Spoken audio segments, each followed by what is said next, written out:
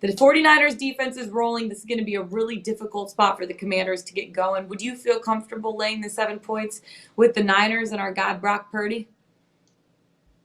I usually don't like to lay a lot of points, but if I were going to pick a Yeah. team to lay the points with this week, it would probably be the 49ers, and for a couple reasons. Like the Washington Commanders, they really dropped the ball last week. I feel like they're the better team when you look at them and the New York Giants. And so to lose that game, I understand there were some circumstances that they couldn't control.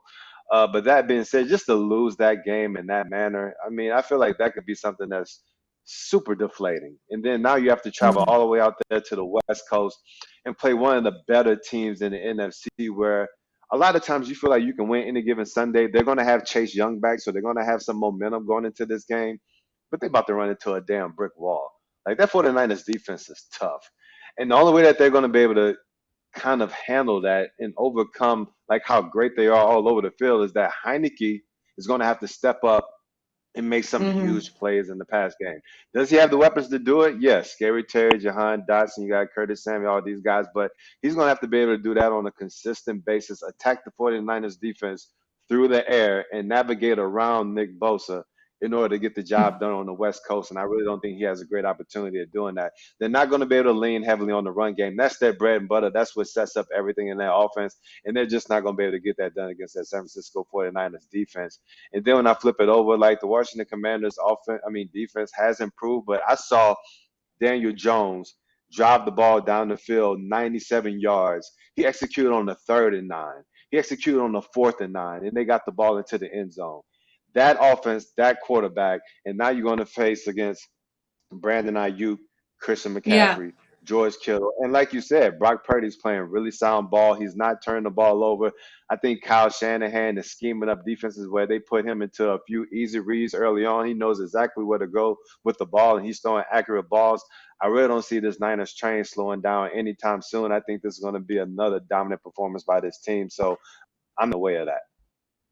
Yeah, Nick Bosa. We talked about Micah Parsons being that dude. Nick Bosa is that dude. That game last week, he played absolutely phenomenally. San Francisco 10-1 straight up in their last 11 home games, riding a 7-game win streak. Jared, I know you love the 49ers defense this season. How do you see this game playing out? Yeah, I do. Big drop in the total here.